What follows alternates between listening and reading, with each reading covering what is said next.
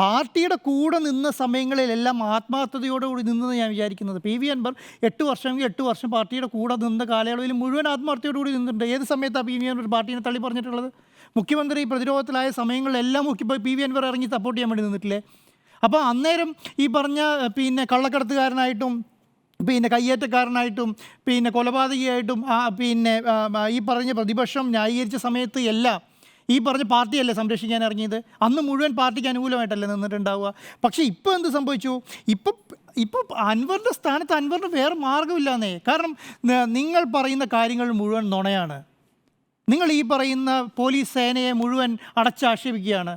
നിങ്ങൾ പറഞ്ഞ സ്വർണ്ണക്കടത്തുമായി ബന്ധപ്പെട്ട കാര്യം ഇതേ പോലീസ് കൊടുത്ത റിപ്പോർട്ട് ഏതോ 900 ഗ്രാം ഒരു കിലോ സ്വർണം പിടിച്ചതിൻ്റെ അകത്ത് ഡ്രസ്സ് കത്തിച്ചപ്പം 800 ഗ്രാമേ കിട്ടിയുള്ളൂ. ഇതല്ലല്ലോ പി വി അൻവറിൻ്റെ ആരോപണം.